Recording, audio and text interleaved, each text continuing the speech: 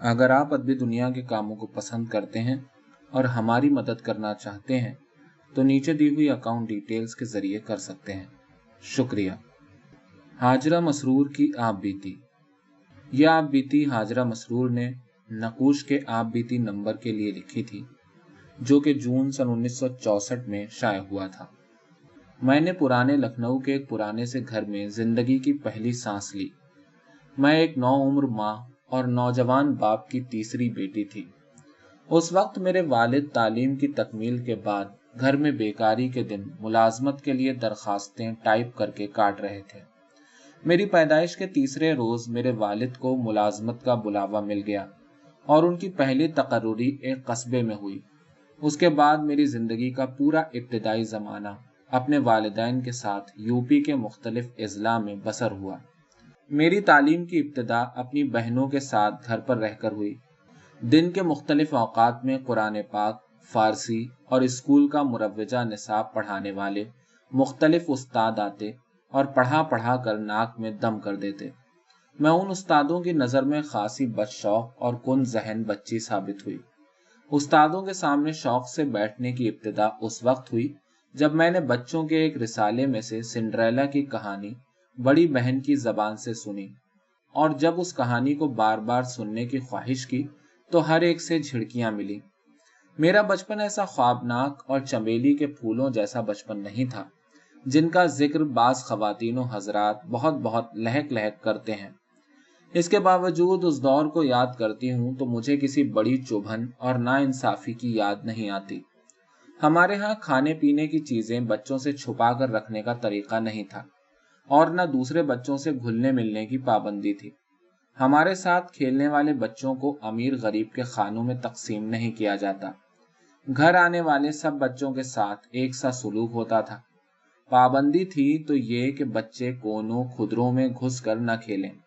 हमको कपड़ा अमूमन सादा और सूती मिलता। हाँ, सिलाई और तराश खराश में खासा एहतमाम किया जाता। ईद बकरीद के मौके पर हम बच्चे रेशमी और रंगीन कपड़े पहनते तो वालिदैन में से कोई ना कोई हमें जता देता कि रेशमी कपड़े पहनना कोई शान की बात नहीं, शान तो सादगी में है। हमारे यहाँ बच्चों को किताबों की अलमारियों में हाथ डालने की इजाज़त थी, इसलिए बच्चों के रिसाले पढ़कर ख़त्म कर लेते तो जो मिलता पढ़ने लगते।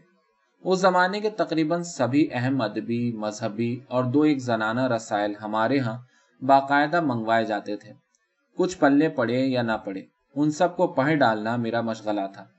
यही आलम अखबार बीनी का था।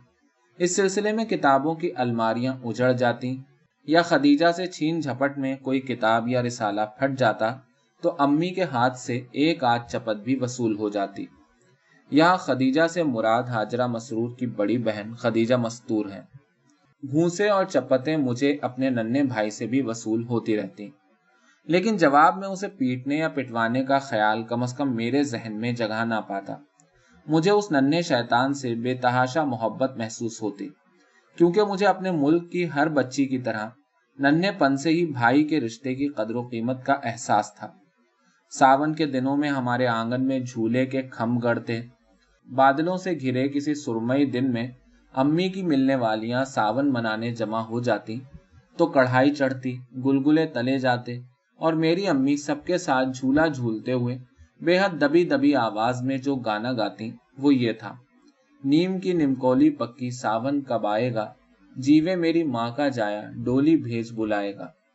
जब बच्चियों के झूलने की बारी आती सब मिलकर यही गाना गले फाड़ कर गाती और मुझे यह गाना बहुत अच्छा लगता था। बादल घिर आते हैं तो मैं अब भी यही गाना बेसाख्ता गुनगुनाती हूँ। मेरे वालिद किसी बड़े शहर में रहते होते तो जिंदगी निस्बतन मुश्किल और गुमनाम सी होती, लेकिन कस्बों और छोटे छोटे शहरों में मेरे वालिद खासे अहम और मकबूल शख्सियत के मालिक समझे जाते। उनकी थोड़ी सी तनख्वाह शरीफाना गुजर बसर के लिए काफ़ी थी। दूसरी जंग अजीम से पहले का सस्ता ज़माना था, मगर मेरे वालिद दोस्तों की खातिर मदारात, मुस्तहिकों और रिश्तेदारों की इमदादो आनत के सिलसिले में चादर से ज़्यादा पाँव फैलाने के आदी थे। हर माह की पहली को इखराजात का रजिस्टर खुलता तो मेरे वालिदैन के चेहरों पर फ़िक्र का साया पड़ता नजर आता, और इन सायों की हकीकत मुझे उस वक्त मालूम हुई جب میرے والد جوانی میں اچانک چل بسے۔ اس کے بعد جو زندگی شروع ہوئی وہ مصیبتوں سے بھرپور تھی۔ یہ طویل داستان باپ کی موت سے لے کر میری شادی کے زمانے تک پھیلی ہوئی ہے۔ یہ اس وقت کی بات ہے جب دوسری جنگ عظیم کے شعلے ہندوستان کی سرحدوں تک پہنچ چکے تھے اور ملک میں سیاسی بے چینی ہنگامے کا روپ اختیار کر چکی تھی۔ ایک دن بیٹھے بٹھائے مجھے کچھ لکھنے کا خیال آیا اور میں نے ایک شاعرانہ سی عبارت لکھ ڈالی۔ میری بہن خدیجہ مجھ سے پہلے ننھے ننھے گیت اپنی کاپی پر لکھنے لگی تھی۔ میری یہ پہلی نثر نیلے آسمان، لمبی لمبی اڑانے کرنے والے سفید کبوتروں اور رنگین پتنگوں کے بارے میں تھی، جو اس سوال پر ختم ہوتی تھی کہ کیا اس نیلے پرسکون آسمان تلے بم برسانے والے ہوائی جہازوں کو گزرنے کا حق ہے۔ میں نے اپنی اس پہلی تحریر کو اپنی ایک ہم جماعت لڑکی کے نام سے ایک روز نامے میں بھیج دیا، اور یہ عبارت ضرورت سے زیادہ نمایاں طریقے پر اخبار کے پہلے صفحے پر چوکھٹے میں چھپ گئی۔ میں نے یہ اخبار خدیجہ کو دکھایا اور وہ اس طرح خوش ہوئی جیسے ہم دونوں کو کوئی دفینہ مل گیا ہو، لیکن بڑوں کو میری اس جسارت کا علم نہ ہو سکا۔ اب میں سوچتی ہوں تو مجھے یہ بات بڑی بے تکی معلوم ہوتی ہے کہ میں نے آسمان کی نیلی وسعتوں کے بارے میں الفاظ کا طومار باندھا، جبکہ ایک عرصے سے آسمان کی وسعتیں میرے آنگن کے برابر تھیں اور میں نے برسوں سے کسی پرند کو لمبی اڑان کرتے نہ دیکھا تھا۔ پھر تھوڑے دنوں بعد ایک جلتی دوپہر کو خدیجہ کے حکم پر میں نے لکھنا شروع کیا۔ جب قلم رکا تو معلوم ہوا کہ میں نے اپنی ادبی زندگی کا پہلا مختصر افسانہ لکھ لیا ہے۔ یہ افسانہ ایک فقیر کے بارے میں تھا جو سڑک پر جیا اور سڑک پر مر گیا۔ میرے ساتھ ساتھ خدیجہ نے جو چیز لکھی وہ ایک مضمون تھا۔ یہ دونوں چیزیں بھی چھپ گئیں۔ اس کے بعد ہم دونوں بہنوں نے بے تحاشا لکھنا اور چھپنا شروع کر دیا تو ہمدردوں تک نے اسے ہماری جرأت بے جا کہا۔ ان کے خیال میں افسانوں کے موضوعات کا تعین بڑوں کے مشورے سے ہونا چاہیے تھا۔ اس کے بعد ہی ان موضوعات پر ہم کو قلم اٹھانے کی جرأت کرنا چاہیے تھی۔ یہ تجویز اس لیے تھی کہ ہم دونوں نے 6-7 مہینوں کے عرصے میں جو بہت سی کہانیاں لکھ ڈالی تھیں، ان میں سے کچھ کا موضوع دبی دبی محبت تھا۔ ان کا کہنا تھا کہ ایسی کہانیاں لکھو گی تو مستقبل خراب ہو جائے گا، لوگ سمجھیں گے کہ ان کہانیوں کی ہیروئن تم خود ہو۔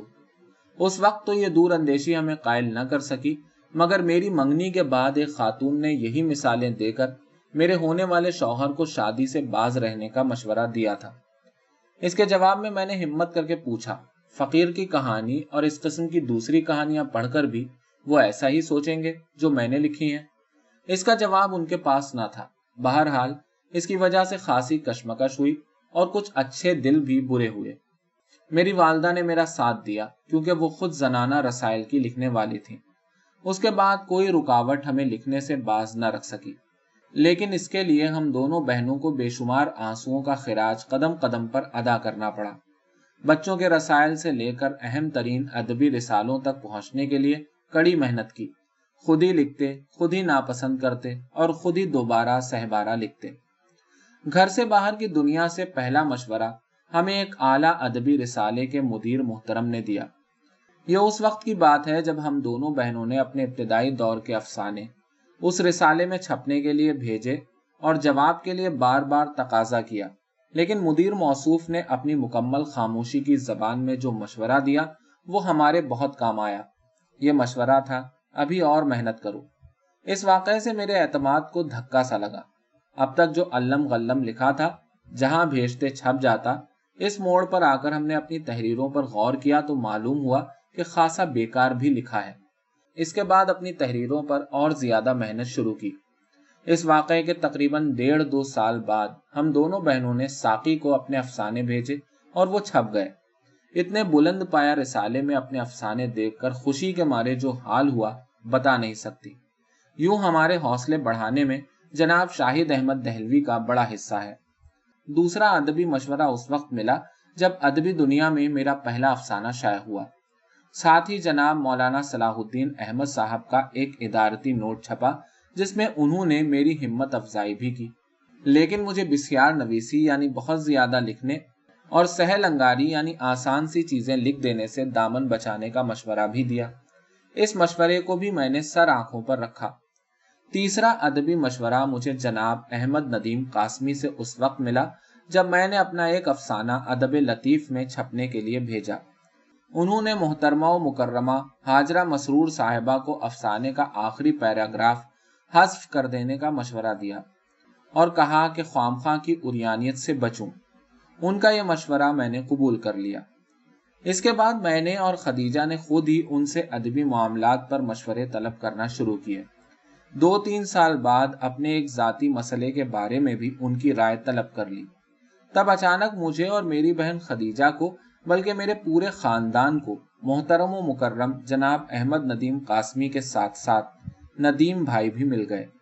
اعلان آزادی کے بعد اپنے خاندان کے ساتھ پاکستان کا رخ کیا، کراچی پہنچے اور پھر لاہور چل دیے۔ ہمارے کئی اعزاء نے بہت جلد لاہور ہی پہنچنے کا ارادہ ہم پر ظاہر کیا تھا۔ لاہور ریلوے ویٹنگ روم میں سامان اتارنے کے بعد اپنی بڑی بہن اور ایک ہمسفر دور کے رشتہ دار کے ساتھ تانگے میں بیٹھ کر شہر میں نکلی۔ کسی ڈاکٹر کی تلاش تھی کیونکہ میرا ہاتھ بری طرح جل کر پک گیا تھا۔ ڈاکٹر ملنے سے پہلے مکتبہ اردو اور مکتبہ جدید مل گئے۔ لاہور کے یہ ادارے اس لمحے میں ہر چیز سے زیادہ اپنے نظر آئے اور ہمارا یہ خیال صحیح ثابت ہوا، اور انہی کی مخلصانہ مدد سے لاہور پہنچنے کے 2 دن کے اندر ہم اس گھر میں بیٹھے ہوئے تھے جو ابھی تک میرا مائکہ ہے۔ قلم کا رشتہ اتنا مضبوط رشتہ ہوتا ہے، اس سے پہلے ہمیں معلوم نہ تھا۔ مہربان شہر لاہور کی نسبت روڈ کے اس گھر سے میری زندگی کی بہت سی یادیں وابستہ ہیں۔ اس گھر میں پہلی بار ندیم بھائی آ کر ہم سب سے ملے اور ہمیں تسلی دی۔ اسی مکان کے دروازے پر کچھ عرصے بعد مکتبہ فسانہ خاں کا بورڈ لٹکایا گیا اور اسی گھر میں بھائی محمد طفیل کی شرکت سے نقوش نکالنے کی اسکیم تیار ہوئی۔ اسی گھر کے ایک چھوٹے سے کمرے میں ہم دونوں بہنیں اور ندیم بھائی سر جھکا کر گھنٹوں کتابت شدہ کاپیاں پڑھتے، مسودات منتخب کرتے اور ادیبوں کو خطوط لکھتے۔ اسی کمرے میں آ کر ندیم بھائی نے یہ خبر سنائی تھی کہ نقوش کی اشاعت پر 6 ماہ کے لیے سیفٹی ایکٹ کے تحت پابندی لگ گئی ہے۔ ایسی ہی پابندی سویرا اور ادب لطیف پر بھی لگائی گئی تھی۔ نقوش کے 10 شمارے مرتب کرنے کے بعد اسی گھر میں مجھے یہ علم ندیم بھائی کی زبانی ہوا کہ اب ہمارا نقوش سے کوئی تعلق نہ ہوگا کیونکہ بھائی طفیل کی کچھ مجبوریاں ہیں۔ اس گھر سے میری اور بہت سی یادیں وابستہ ہیں۔ مثلاً اسی گھر میں خدیجہ کی منگنی کی رسم ندیم بھائی کے بھانجے ظہیر بابر کے نام پر ادا کی گئی اور میں خدیجہ کا ساتھ چھٹ جانے کے خیال سے چپکے روتی رہی۔ اسی گھر میں احمد علی خان کے نام کی انگوٹھی میری انگلی میں پہنائی گئی تو میں اس گھر کو چھوڑ دینے کے خیال سے اداس ہو گئی۔ پھر ایک دن اسی گھر کے دروازے پر ہم دونوں بہنیں دلہنیں بنی ٹھٹک کر کھڑی ہوئیں تو ہمارے بھائیوں نے ہمیں سہارا دے کر نئی زندگی کے حوالے کر دیا۔ اور پھر جب میں اس گھر میں ذرا دیر کو آتی اور مجھے اپنے گھر جانے کی جلدی پڑتی تو میرا چھوٹا بھائی کہا کرتا، سب لڑکیاں شادی کے وقت جھوٹ موٹ روتی ہیں، اب ہمارے پاس ایک دن گزارنا دوبھر ہے، قطعی فراڈ ہیں آپ لوگ۔